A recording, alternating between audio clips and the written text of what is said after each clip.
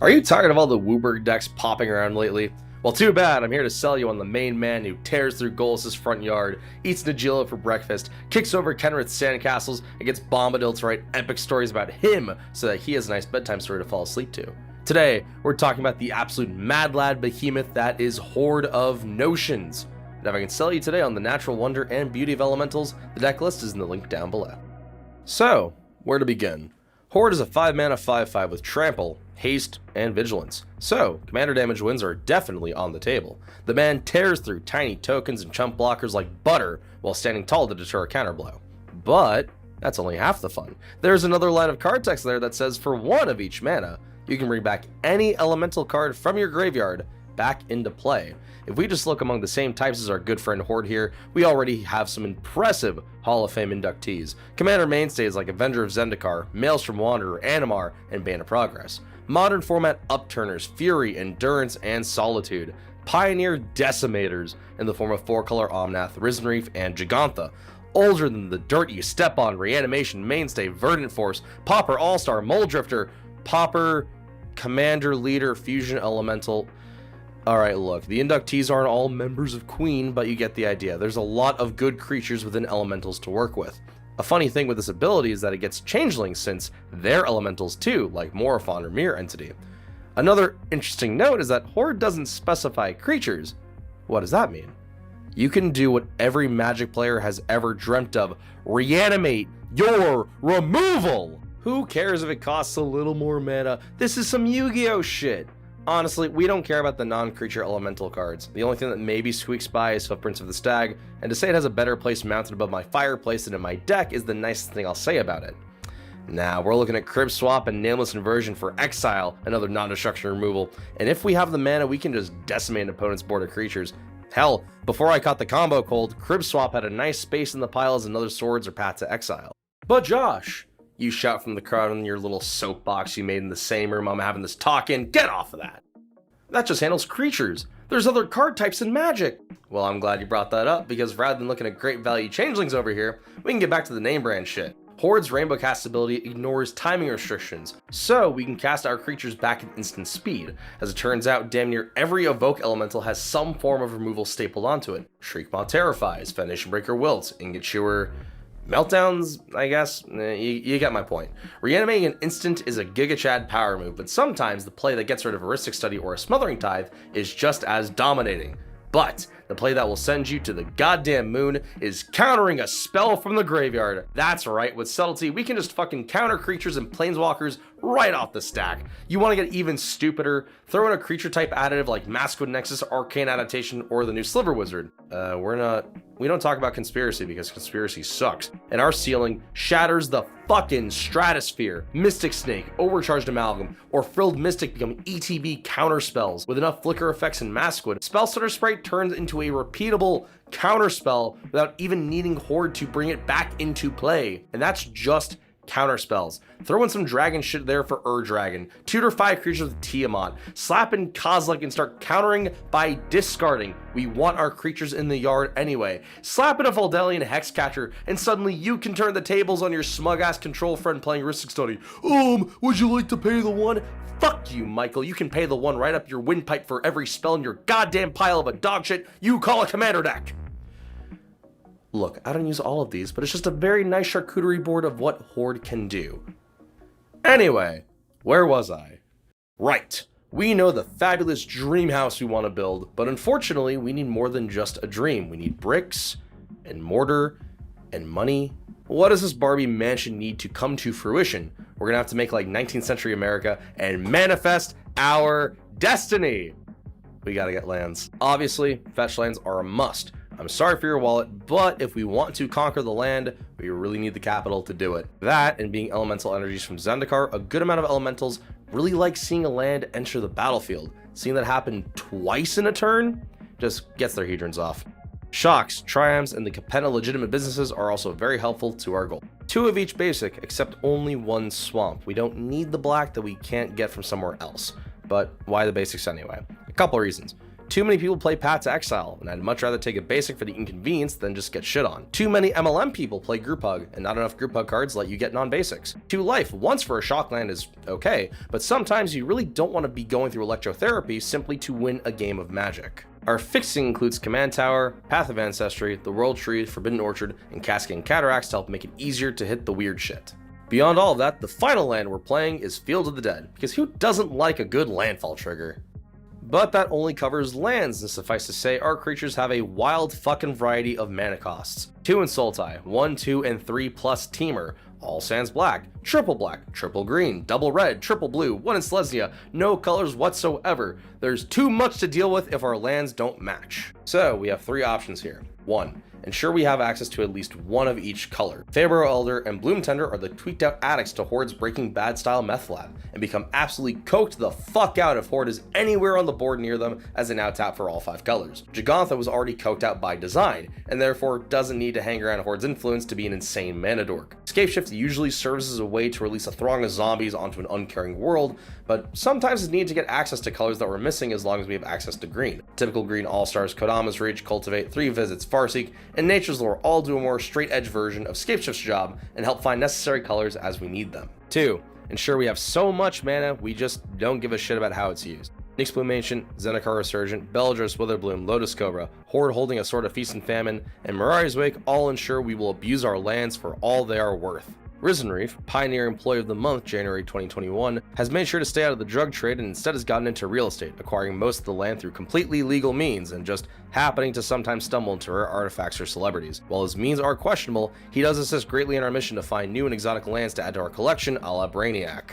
Yasharn, unlike his other elemental family, found himself in wildlife preservation law enforcement. While he sometimes conflicts with the law-breaking side of stuff, we do appreciate him completely shutting down our opponent's dockside and academy manufacture-based economies. Sure, it fucks with our fetches and sacrifice-based cards occasionally, but honestly, the downside for our opponents hits them far more than it hits us. And 3.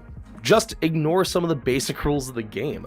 Unlike the other mana dork meth fiends, Dryad of the Elysian Grove has been dropping acid and LSD every day since 2019, so every land just looks the same to him. Ashaya takes pretending you're a tree to a whole new terrifying definition, as every creature we own becomes a simultaneous Dryad Arbor. Meanwhile, the new Microsoft Chromatic One World Currency Orrery ensures we can laugh in the face of the very concept of color requirements and just ignore that shit.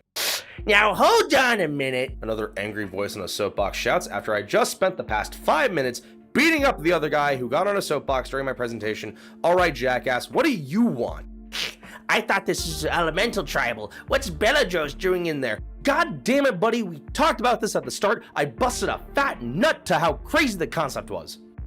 Look, elemental for Horde of Notions is just a suggestion. We went down to Ixalan for this cool pendant and stole a tree from Kaldheim.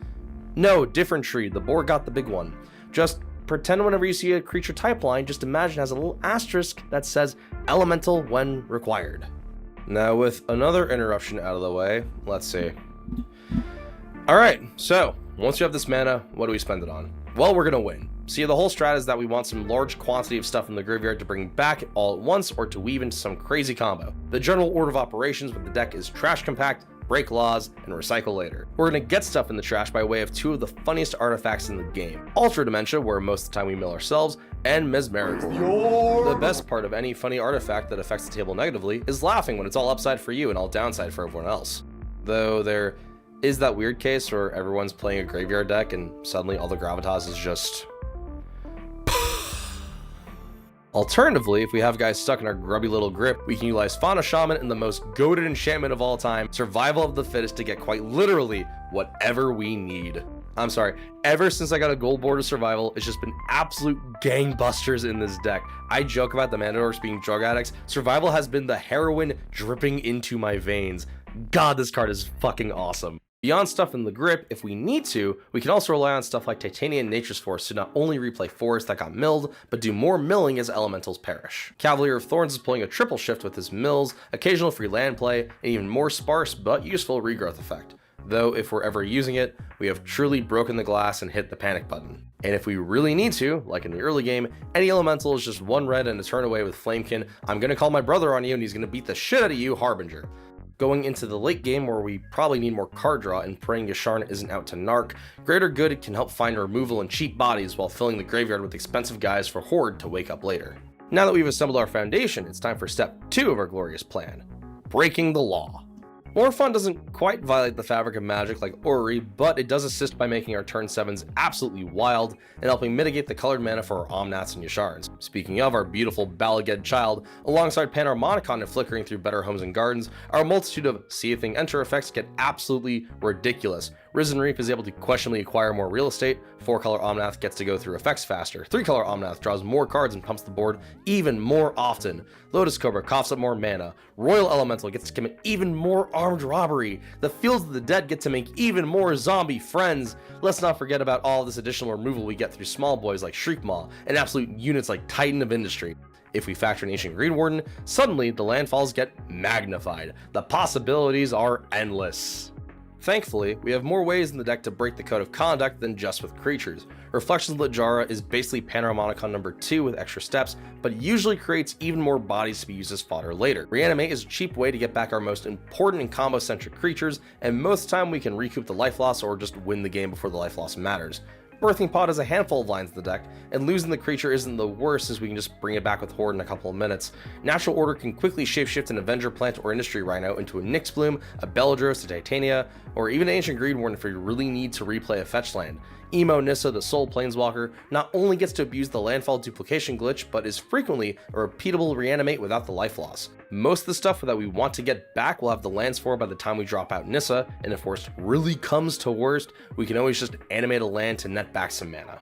And finally, of course, the poster child of tax fraud and cheating in Magic is Cascade, and who better to represent that here than Maelstrom Wanderer. Double Cascade is nice, the haste is great, and being able to do this shit repeatedly because Horde is a Gravecast is nutworthy. Finally, the part we've all been waiting for: winning the game. Because sitting at a table drooling for 3 hours for a game to finish is only marginally worse than solitaring a win. Don't worry, this solitaire loop is repeatable and makes sense. Our primary combo win condition of the deck is to get to these 4 schmucks in a Phyrexian Altar: Horde, Avengers Zendikar, and Honorary Elementals Terror of the Peaks and Razaketh, because Vampiric Tutoring for Warstorm Surge just doesn't get me as bricked up. The combo is pretty clear cut, and because we have a number of ways to revive the creatures, we don't mind if they're in the graveyard. Hell, we don't even mind if Altar is stuck in the yard that much, since we can get it back through Ewit or Lake Erie Ultimatum. So, here's the combo. For 5 mana, we use Horde of Notions to recast Avenger of Zendikar, netting us however many plants we have based on our lands. We'll need at least 5 to make this an infinite, and any more than that is just gravy on top of our precarious Thanksgiving platter. We sacrifice Avenger and at least 4 plants to get back all 5 colors, but more importantly, this gets Avenger back in the graveyard so we can recast him. We repeat this ad nauseum to make infinite plants, and therefore we can make infinite mana. If we have our honorary boy Terror of the Peaks, every time we do this loop, Avenger deals 5 damage to somebody or something.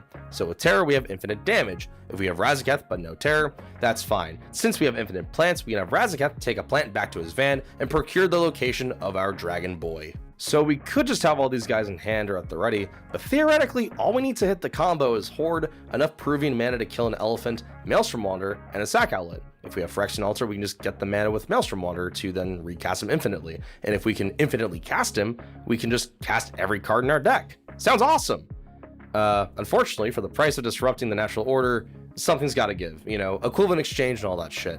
If we go the route of casting every 7 or less spell in our deck, we have to make sure that we don't cast the Great Henge or Risen Reef. Despite all the good they do for our lives, their draw effects are mandatory and we don't have a way to reshuffle our graveyard back in to avoid decking out. That, in addition, we have to make sure if we use Eerie Ultimatum, we don't get those back into play. Thank God it's not every permanent with a different name. So yeah, from there we'll have a big team with haste, and the best part is, with a Shy out, allowing our non-tokens to get into the tree convention, our plants will be infinitely large. As a bonus, they get to dodge stuff like Cyclonic Rift because they're technically forests, you know, doesn't bounce back non-land permanents. In the case we can't hit our opponent because of Teferi's Protection or some other lame-ass protection shit, don't fret too much. Between Aura Shards and our several shotgun-toting removal creatures, we'll likely cut through any amount of protection they have. Even if they have damage prevention, we can still mill them out via Alter Dementia or Mesmeric Orb if we really have to. Plus, the best part is, this is all instant speed, so they'll phase back in and we'll just fucking kill them. As for the what else I've neglected to mention, Fire Covenant helps selectively mow down board states, Fumigate is our board clear of choice for the life gain we net back, Fracturing Gust is a house of non-creature removal and life gain, Swords and Path are necessary cheap removal, and Nature's Claim single targets what Fracturing Gust might leave behind. And of course, Soul Ring, because that Soul Ring, the very foundation of the format, breaks apart and leaves us adrift into the cosmic void. On that sobering note, Thanks for listening to the list. Moxfield link is in the description. Like the video, subscribe, do all that jazz. I'll see you next time.